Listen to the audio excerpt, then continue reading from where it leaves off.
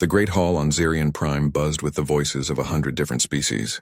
Representatives from across the galaxy gathered in the massive chamber, their various forms creating a colorful display of evolution's creativity. Some walked on legs, others floated through the air, and a few existed as pure energy contained in crystal shells. Elder Keeper Vashatai drifted above the assembled crowd, her ancient form shimmering like starlight. She had witnessed the birth and death of civilizations for over 3 million years. Today, like every month for the past 1,000 years, she delivered warnings to the Galactic Council about dangers lurking in the dark corners of space. Black hole formation detected in the Andorian sector. Her voice echoed through every mind present, speaking in their native languages simultaneously. Rogue planet approaching the Zeta trade routes. Dimensional rift expanding near the Crystal Nebula. The representatives took notes, filed reports, and prepared responses. These were routine matters.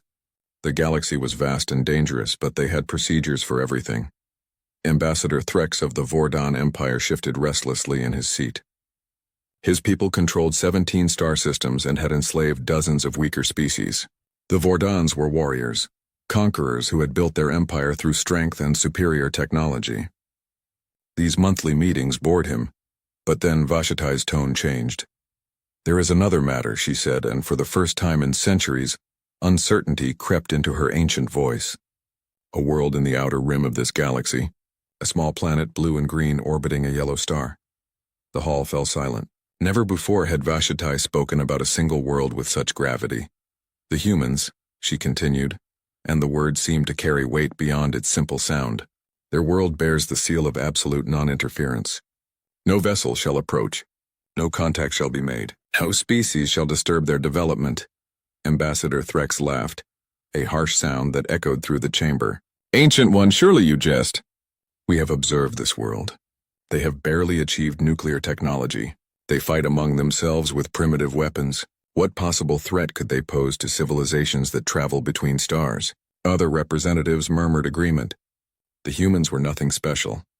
Their planet had been surveyed many times. They showed no signs of advanced technology or spacefaring capability. Vashatai's form pulsed brighter, and when she spoke, her voice carried the weight of eons. "You did not witness what I witnessed. You did not see what the predecessors saw before they vanished from this galaxy." The mention of the predecessors silenced the hall. The mysterious race that had ruled the galaxy millions of years ago had left behind only ruins and cryptic warnings before disappearing completely. No one knew what had happened to them. "The humans appear primitive because they choose to appear primitive," Vashatai continued. "But evolution shaped them differently than it shaped you. They are not pack hunters like the Vordons. They are not hive minds like the Kithera. They are not logical machines like the Collective. They are something else entirely." She began to recite ancient words, fragments of warnings left by the predecessors in their final days. "Beware the species that makes tools of everything.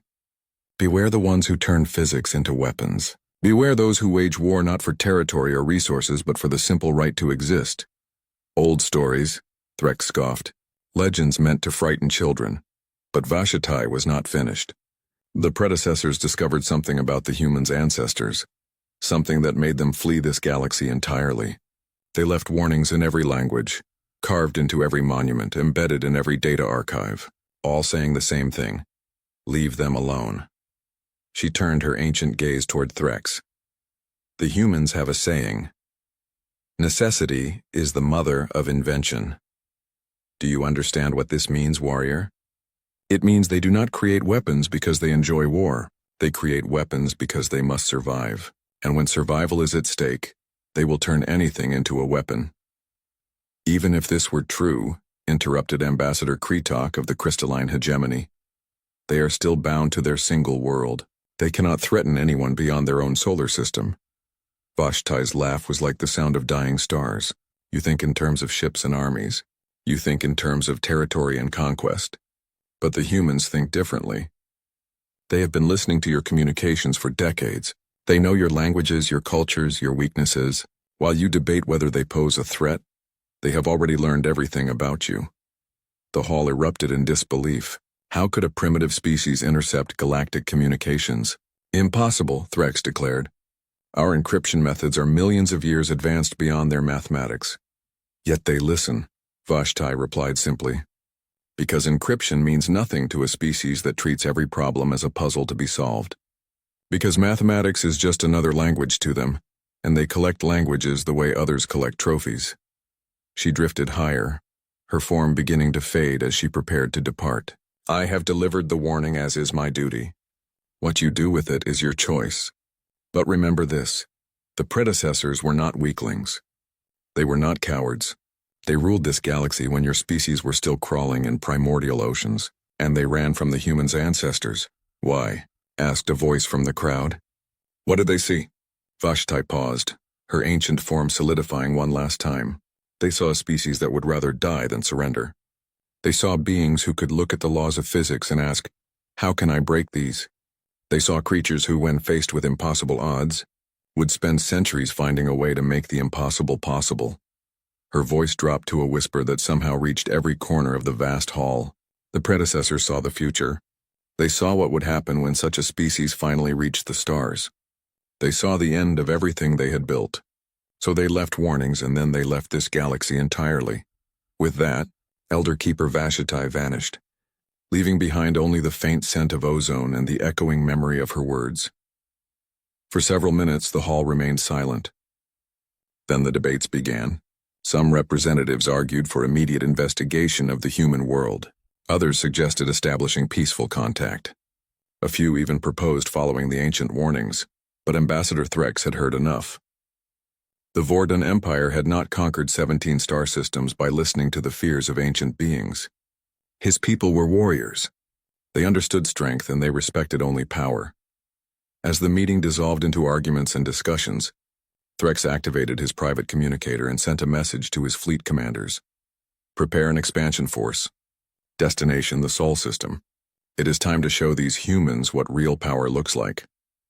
In the weeks that followed, other species made similar decisions. The crystalline hegemony saw opportunity in Vordan aggression. The hive worlds of Kythera smelled weakness to exploit. The mechanical collective calculated that any species threatening enough to warrant ancient warnings was worth studying. None of them believed the warnings.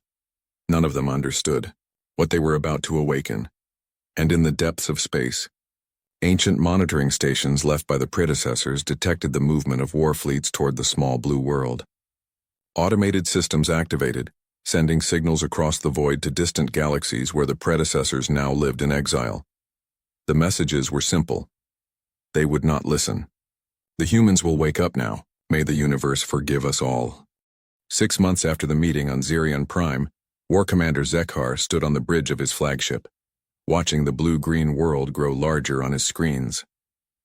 The Vordan expansion fleet had traveled for weeks to reach this forgotten corner of the galaxy, carrying enough firepower to crack planets and enough soldiers to subjugate entire civilizations. Behind him, 50 warships hung in the darkness of space like sleeping predators. Each vessel carried weapons that could glass continents and shields that could deflect the fury of stars. The Vordan Empire had used such fleets to conquer hundreds of worlds. Scan results, Commander, reported his tactical officer. The third planet shows signs of industrial civilization. Primitive nuclear technology detected. Radio communications across multiple frequencies. Population estimated at 7 billion. Zekhar nodded with satisfaction. 7 billion slaves would fetch a good price in the galactic markets. The fourth planet showed signs of mineral wealth perfect for extraction. This would be another easy conquest to add to the Empire's glory. Any signs of space-based defenses? He asked. Negative, Commander. A few orbital stations, some primitive satellites. Nothing that could threaten our shields. Far below on Earth, General Sarah Chen stood in the command center of the United Earth Defense Force, watching the alien fleet take position beyond Mars. Around her, dozens of technicians worked frantically at their stations, coordinating responses across the globe. How long have they been observing us? She asked Dr. Elena Vasquez, Earth's lead xenolinguist. Based on their approach vector and communication intercepts, at least 3 days. Elena replied without looking up from her translation work. They're using standard Vordan military protocols. Very predictable. Sarah allowed herself a thin smile. Good, are we ready? All stations report ready, General. The packages are in position. High above Earth's atmosphere, what appeared to be simple communication satellites began extending hidden arrays. In asteroid mining facilities throughout the solar system, workers sealed blast doors and activated weapon systems disguised as industrial equipment. On Mars, the small research colonies revealed their true nature as the protective domes retracted to expose massive railgun installations. Zekhar activated his communication systems and broadcast toward Earth, confident in his overwhelming superiority. The message was simple and had been used successfully on hundreds of primitive worlds. Inhabitants of the third planet, I am War Commander Zekhar of the Vordan Empire. Your world has been selected for incorporation into our domain. You will surrender all military forces, submit to imperial authority, and prepare your population for relocation. You have 1 standard hour to comply. Resistance will result in the complete destruction of your civilization. The response came within minutes, delivered in perfect Vordan dialect with proper military honorifics. The voice was calm, professional, and utterly fearless. Unknown vessels. This is General Sarah Chen of the United Earth Defense Force. You have entered sovereign human space without permission and issued unlawful threats against civilian populations. You have 1 opportunity to withdraw beyond the edge of our solar system. This is your only warning. Zekhar stared at his communication console in shock. Not only had the primitive humans learned his language, but they had the audacity to issue warnings to a Vordan war fleet. Impossible, he muttered. How do they know our language? He opened a channel again. Human Commander, your response is both amusing and foolish. Explain how you have learned the sacred tongue of the Vordan Empire. Elena's voice came through the speakers, still perfectly calm. Commander Zekhar, we have been monitoring Vordan communications for 37 years, 4 months and 16 days. We know your military protocols, your ship classifications, your tactical preferences, and your personal service record. We know you graduated 3rd in your class from the Imperial War Academy. We know you have conquered 12 worlds and enslaved 43 species. We know you prefer to attack civilian targets first to break enemy morale. The bridge of Zekhar's flagship fell silent. Around him, his officers stared at their instruments in disbelief. We also know, Elena continued, that your shield generators have a 17-second reset cycle when switching between different energy frequencies. We know your plasma weapons lose effectiveness in strong magnetic fields. We know your ships cannot operate in the radiation shadow of gas giants. Should I continue? Zekhar's mandibles clicked together in anger and confusion. How is this possible? Our communications are encrypted with quantum algorithms. Encryption is just mathematics, Commander. And mathematics is just another language. Humans are very good with languages. On Earth, Dr. Vasquez looked up from her console and nodded to General Chen. Around the world, human military forces received the activation signal they had been waiting for. In orbit, the primitive space station suddenly bristled with weapons that shouldn't have existed. Hidden mass drivers emerged from what appeared to be commercial satellites. The asteroid belt came alive with automated defense platforms that had been disguised as mining equipment for decades. Zekhar realized too late that he was not looking at a primitive world defended by crude technology. He was looking at a carefully prepared trap. This is impossible, he said, more to himself than to his crew. Intelligence reports indicated no advanced technology. Elena's voice carried a hint of amusement. Commander, your intelligence reports were based on what we allowed you to see. Did you really think a species that could intercept your communications couldn't also control what information you gathered about us? The first human attack came not from the planet or its obvious defenses, but from what the Vordans had assumed was empty space. Kinetic projectiles moving at significant fractions of light speed emerged from stealth platforms scattered throughout the solar system. The Vordan shields held, but barely. Zekhar's tactical officer looked up from his console with fear in his eyes. Commander, those projectiles, they were not fired from any detected position. It's as if they came from nowhere. Impossible. Space is empty out there. Not anymore, Elena's voice observed. You see, Commander, humans have been in space longer than you think. We just haven't been obvious about it. Every probe we launched, every satellite we deployed, every mining operation we established, all of it was designed with one purpose in mind: turning our entire solar system into a weapons platform. More attacks followed. The humans didn't fight like any civilization the Vordans had encountered before. They didn't mass their forces for glorious battle. They didn't seek honorable combat. Instead, they used everything as a weapon. Solar panels became focused energy beams. Industrial lasers designed for mining became ship killers. Civilian communication networks became coordination systems for distributed attacks. Even the space debris orbiting Earth revealed itself to be a carefully orchestrated defensive grid. "This is War Commander Zekar to all ships," he broadcast to his fleet. "Implement Bombardment Protocol 7. Target all major population centers on the planet's surface." "I wouldn't do that if I were you," Elena warned. "And why not, human? Because we're not the only ones listening to this conversation."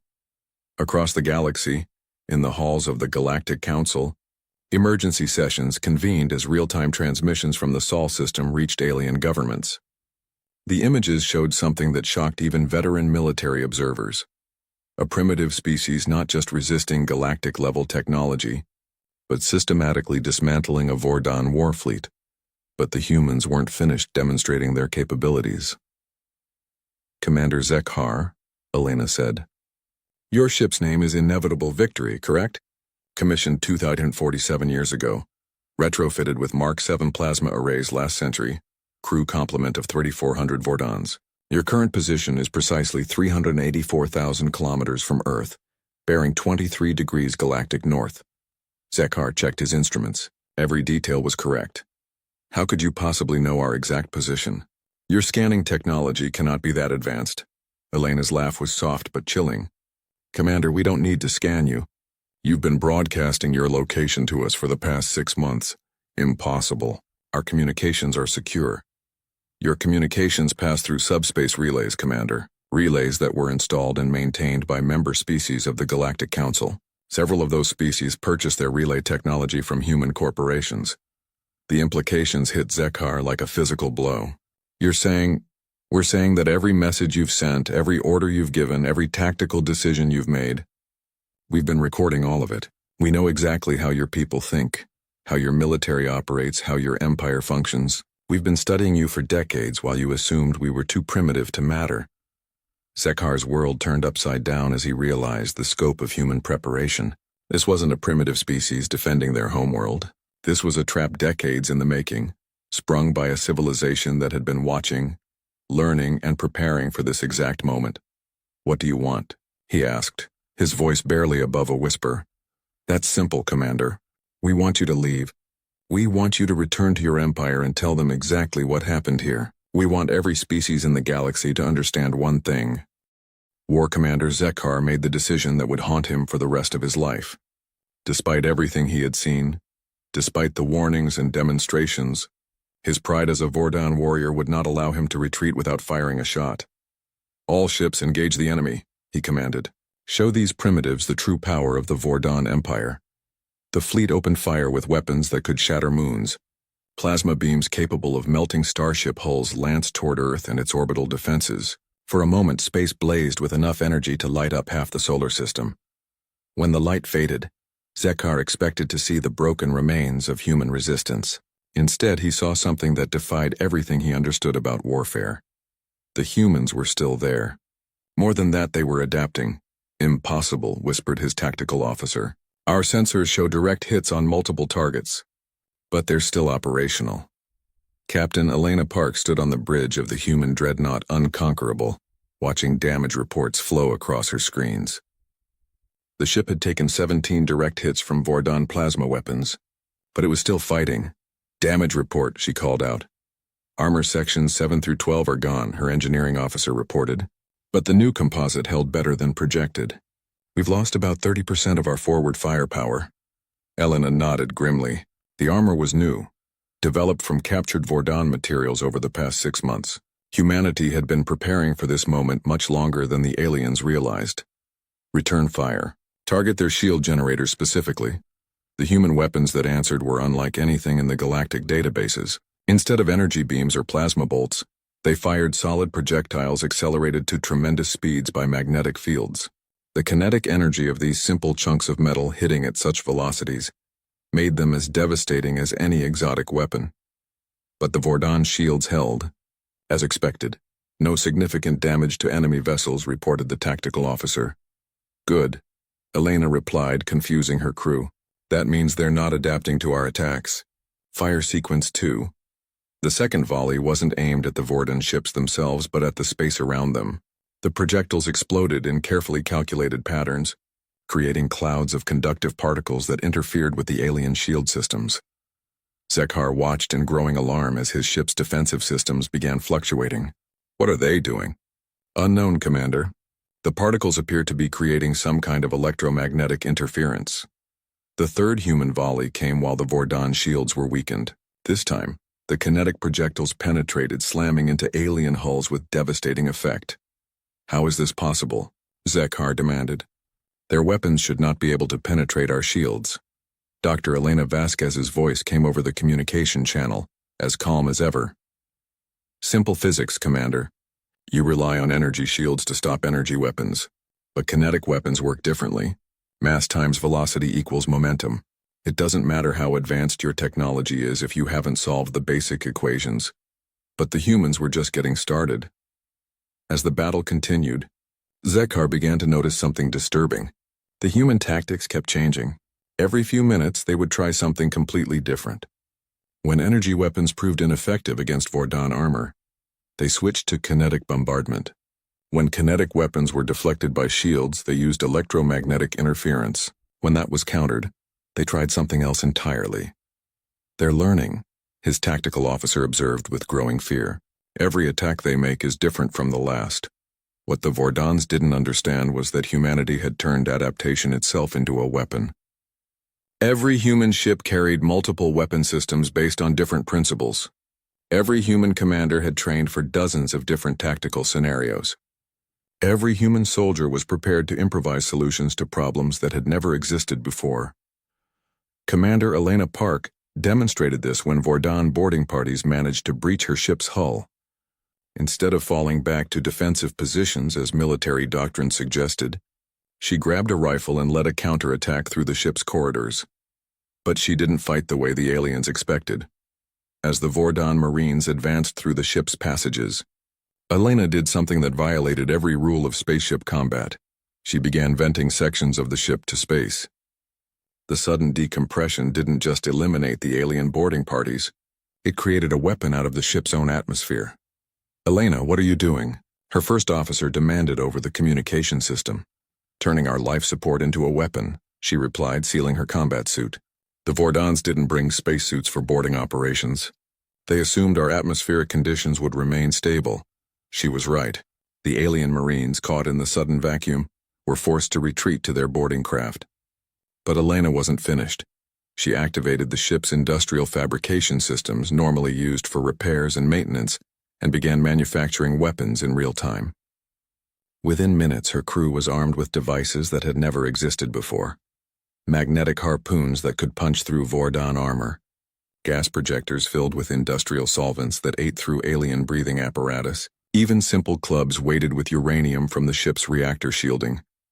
This is impossible, one of the captured Vordan Marines gasped as Elena interrogated him. You cannot simply invent weapons during battle. Elena smiled grimly. Watch us. The tide of battle turned when the humans revealed their true nature. They didn't just adapt to Vordan weapons. They began using captured alien technology against its creators. Every Vordan fighter shot down became raw material for human engineers. Every piece of alien equipment captured became the basis for new weapons.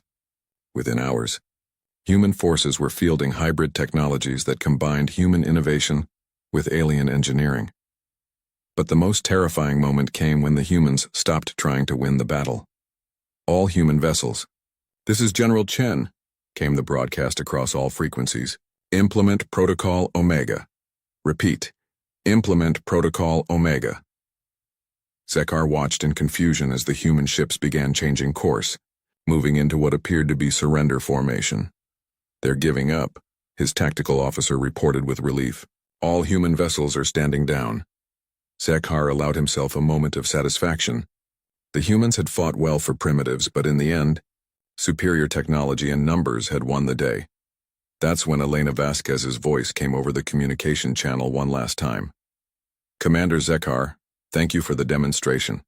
We needed to understand how your weapons and shields actually function in combat. The theoretical models were helpful, but there's nothing like practical testing. What are you talking about? You came to our home, Commander. You attacked our people. You threatened our children. Did you really think we would let you leave? The human ships didn't surrender. They exploded, but these weren't desperate suicide attacks.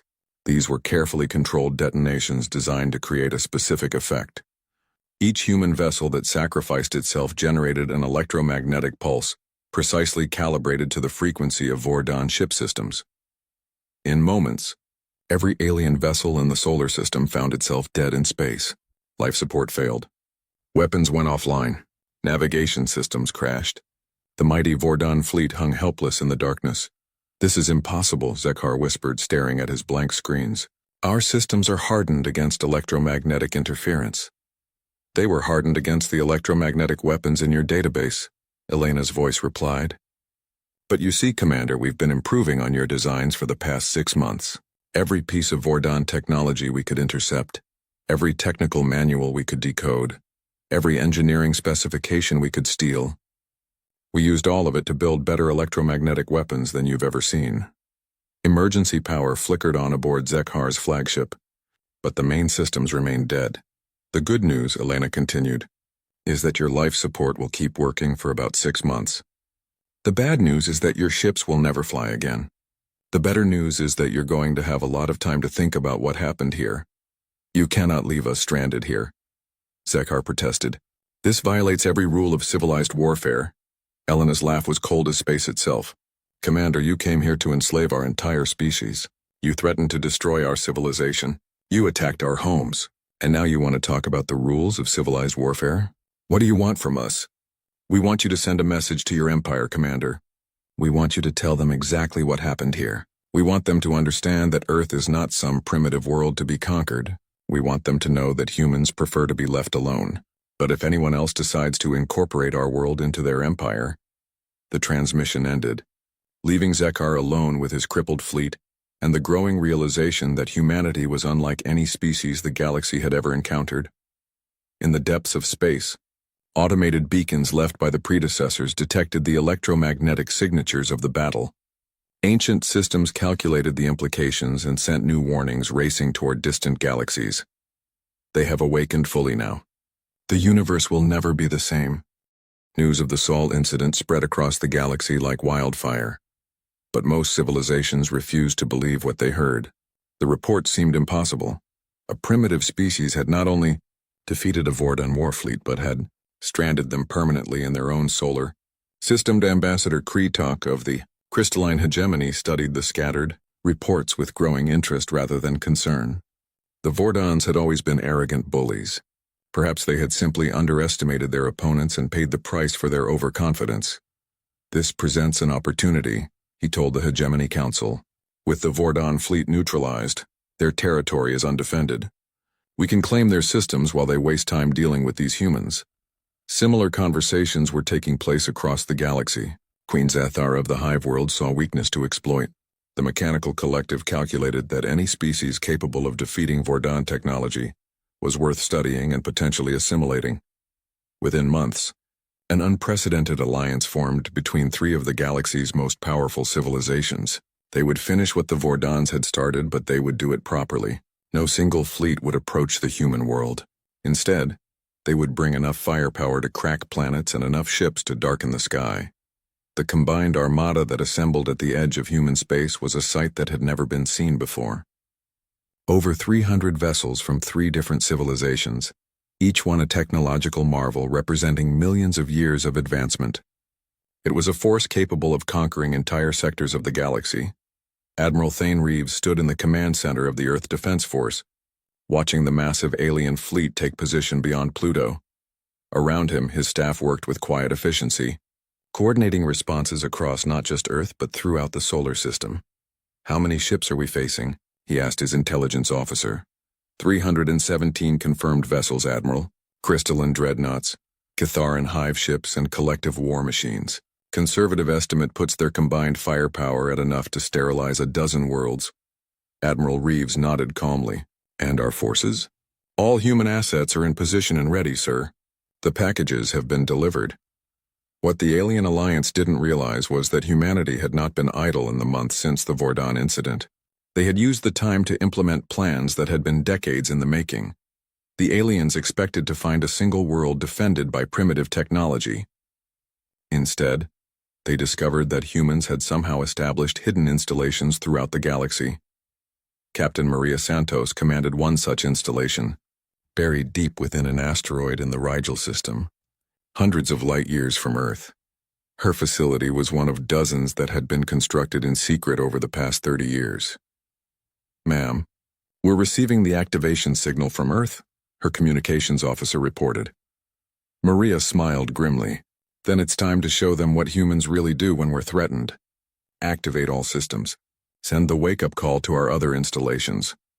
Across the galaxy in star systems that the aliens thought they controlled, human facilities that had been dormant for years suddenly came online. What had appeared to be routine deep space monitoring stations revealed massive weapons arrays. Mining operations in remote asteroid belts exposed themselves as forward-operating bases. The Alien Alliance had prepared for a siege of Earth. They hadn't prepared for a galactic war. "Hi," Admiral Vextar of the Crystalline Hegemony received the first reports with disbelief. "Impossible. Our intelligence shows no human presence beyond their home system. Sir, we're detecting massive energy signatures from installations that weren't there yesterday," his tactical officer reported. "They appear to be scattered throughout hegemony space. How is this possible? How could they have built bases in our territory without our knowledge?" The answer came from an unexpected source. Dr. Elena Vasquez, now aboard the human command ship Defiance, appeared on communication screens throughout the alien fleet. "Greetings, High Admiral Vextar. I trust you remember me from our previous conversations with the Vordans. How did you get on this channel?" Vextar demanded. "The same way we've been getting into all your channels for the past 30 years, Elena replied. "You see, when humans began exploring space, we didn't just send probes to look at pretty stars. We sent them to establish infrastructure. Every scientific mission you allowed through your territory was actually a construction project. The implications were staggering. For decades, human exploration vessels had been seeding the galaxy with hidden installations, disguised as harmless research stations or commercial ventures. But your technology is primitive," Queen Zathara of the Hive Worlds interjected. "Your ships barely achieve faster than light speeds." "Our ships are exactly as fast as they need to be," Elena replied. "You see, we learned early on that speed isn't everything. Sometimes it's better to arrive slowly and not be noticed than to arrive quickly and advertise your presence." The war that followed broke every rule that civilized species followed. The aliens expected conventional battles between fleets of ships. Instead, they found themselves fighting an enemy that was everywhere and nowhere. Human forces didn't conquer territory. They made it uninhabitable for everyone else. When the Crystalline Hegemony tried to secure their mining worlds, they found that humans had already poisoned the ore deposits with radioactive materials. When the Hive Worlds attempted to protect their breeding colonies, mysterious plagues began affecting their reproduction cycles. Captain Santos demonstrated the human approach when her small force encountered a Kytheran hive fleet. Instead of engaging in ship-to-ship combat, she did something that horrified the alien commanders. She attacked their food supplies. The Kytheran species required a specific type of algae to survive, cultivated in massive bioships that traveled with their fleets. Santos didn't try to destroy these ships. Instead, she introduced a genetically modified virus that made the algae poisonous to Kytheran physiology. "This is biological warfare," Queen Zathara protested over open channels. "This violates every treaty of civilized combat." Santos's response was broadcast to every ship in the system. "You came to our home to destroy our civilization. You threatened to exterminate our entire species. And now you want to talk about the rules of civilized combat?" But the most terrifying aspect of the human war effort wasn't their weapons or their tactics. It was their ability to turn the enemy's own technology against them. Every piece of alien equipment captured became the basis for new human weapons. Every alien computer system penetrated became a source of intelligence about enemy capabilities. Every alien communication intercepted became a tool for psychological warfare. The Mechanical Collective learned this when they attempted to establish a forward base near the Alpha Centauri system. The humans didn't attack the base directly. Instead, they infiltrated the Collective's computer networks and began changing their programming. Within days, Collective drones were receiving conflicting orders. Their artificial intelligences found themselves trapped in logical paradoxes. Their manufacturing systems began producing weapons designed to destroy collective technology. How is this possible? Demanded Prime Node 001 of the Mechanical Collective. Our systems are unhackable. Our code is perfect. Your code is perfect for dealing with logical minds, Elena Vasquez replied. But humans aren't logical. We're creative. We don't try to break your code by finding flaws in your programming. We break it by teaching it to be illogical. The war escalated when humans revealed their true strategic thinking. They didn't seek to defeat the alien alliance in battle. They sought to make continued warfare so costly and destructive that peace became the only rational option.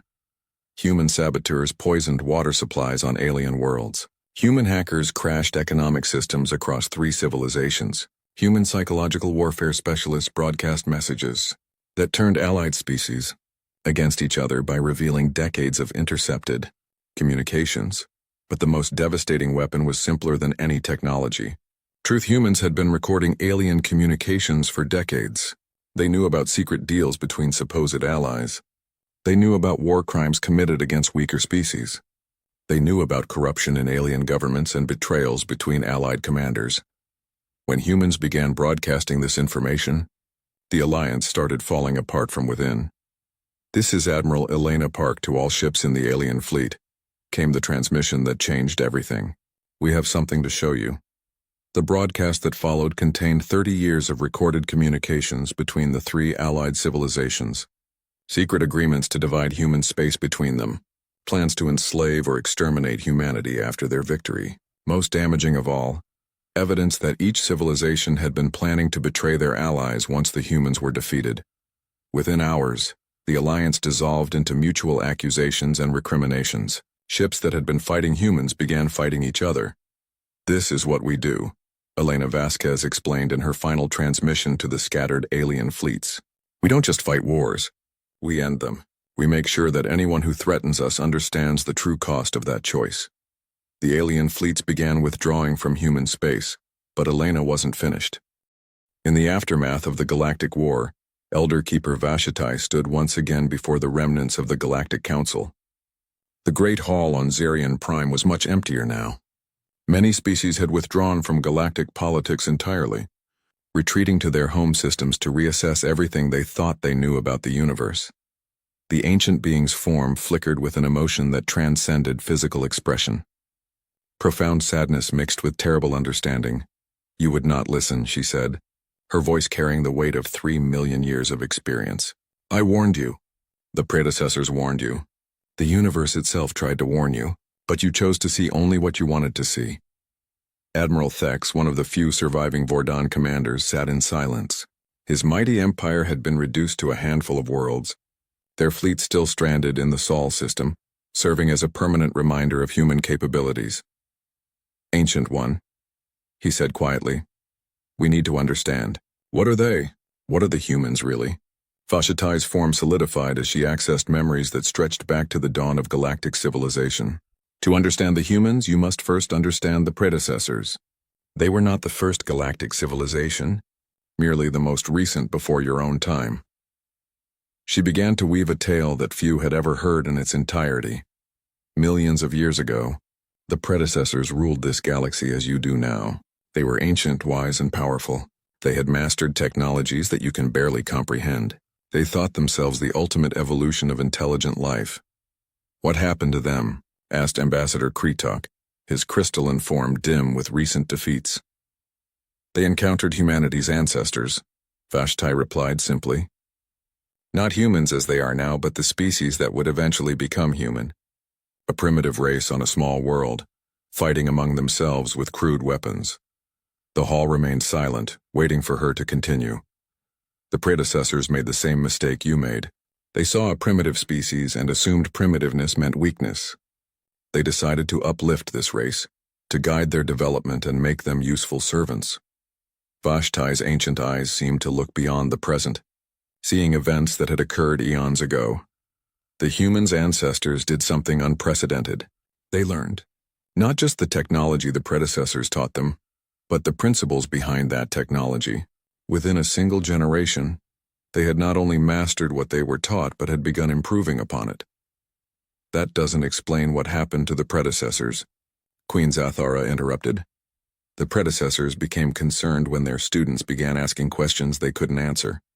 When the humans' ancestors started developing technologies that the predecessors didn't understand, when they began to realize that their primitive pupils were becoming their equals, and then their superiors, Vashti paused, her form flickering with the memory of ancient horrors. The predecessors decided to end the experiment. They attempted to destroy their former students before they could become a threat. That was their final mistake. The silence in the hall was absolute. The war that followed lasted 3,000 years. It was fought not just with weapons, but with ideas. The humans' ancestors didn't just fight the predecessors' armies. They fought their philosophies, their technologies, their very understanding of reality. How could a primitive species defeat the predecessors? Admiral Thex asked. Because they weren't primitive, Vashti replied. They were young. There is a difference. Primitive species lack the capacity for advancement. Young species lack only time and opportunity. The humans' ancestors had something the predecessors had lost over millions of years of dominance: desperation. She continued her tale, describing a war that had reshaped the very foundations of the galaxy. The humans' ancestors didn't try to match predecessor technology. They tried to transcend it. When the predecessors used energy weapons, the humans invented defenses that turned energy into matter. When the predecessors deployed artificial intelligences, the humans created viruses that made machines think they were alive. But surely the predecessors' experience and wisdom meant nothing, Vashti interrupted. Experience teaches you to solve problems you've encountered before. But the humans' ancestors specialized in creating problems that had never existed. They turned innovation itself into a weapon. As her story unfolded, the assembled representatives began to understand the true scope of what they had awakened. The war ended not with the destruction of either species, but with the voluntary exile of the predecessors. They realized that they could not defeat a species that viewed every defeat as a learning opportunity, every setback as a chance to try something new. Where did they go? Someone asked. Beyond this galaxy, to find a place where they could exist without the constant pressure of human innovation pushing them to evolve or die. Before they left, they seeded this galaxy with warnings. Every monument, every data archive, every piece of surviving technology contained the same message: leave the humans alone. Admiral Elena Park entered the hall at that moment, representing humanity at their first formal Galactic Council session. She moved with the quiet confidence of someone who had fought gods and won. Admiral Park, Vashti acknowledged. I was just explaining to the Council why their predecessors feared your ancestors. Elena nodded respectfully to the ancient being. With respect, Elder Keeper, I think there's something more important to discuss. The future. She turned to address the assembled representatives directly. We didn't want this war. We wanted to be left alone to develop at our own pace, to explore the universe in our own way. But you forced us to reveal ourselves before we were ready. What do you want from us now? Admiral Thex asked. Elena's answer surprised everyone in the hall. We want to go back to how things were before. We want to return to our quiet corner of the galaxy and continue our development without interference. But we also want to make sure this never happens again, she gestured, and a holographic display filled the center of the hall, showing the galaxy with thousands of marked positions. These are the locations of human installations throughout galactic space. They will remain operational permanently. Consider them insurance policies. You're threatening the entire galaxy, Queen Zathara protested. We're protecting the entire galaxy, Elena corrected. These installations will monitor galactic politics. If any species attempts to build the kind of war fleet that was sent against us, they will receive a visit from human diplomatic corps. If any species attempts to enslave or exterminate another species the way you plan to do to us, they will discover that humans take a very dim view of genocide. The implications were staggering. Humanity had essentially appointed itself as the galaxy's watchdog. You're establishing an empire, Kretok accused. No, Elena replied firmly. Empires seek to control others. We seek to be left alone, but we've learned that being left alone requires ensuring that no one has the power to threaten us again. Vashti's ancient voice filled the hall once more. This is why the predecessors fled, not because they feared human weapons, but because they feared human idealism. A species that will fight to the death to protect not just themselves, but anyone they see is defenseless. Elena activated another holographic display, this one showing communication frequencies. We're establishing new protocols for galactic civilization. Any species that wishes to make contact with another species must first register their intentions with human monitors. Any species that develops weapons capable of planetary destruction must submit to human inspection. Any species that attempts to conquer others will find themselves dealing with human intervention. And if we refuse? Admiral Thex asked. Elena's smile was sharp as a blade. Then you'll discover what happened to the last group that refused to listen to warnings about humanity. But then her expression softened, and she activated one final display. However, we're not interested only in preventing wars. We're also interested in promoting peace. Any species that wishes to engage in genuine scientific collaboration, cultural exchange, or peaceful trade will find humanity to be enthusiastic partners. The first message had already arrived, transmitted from a distant galaxy where other refugees from human contact had settled. A species that had heard the stories and wanted to learn from humanity, rather than fight them. Elena read the message aloud. To the humans of Earth, we are the travelers, from the galaxy you call Andromeda.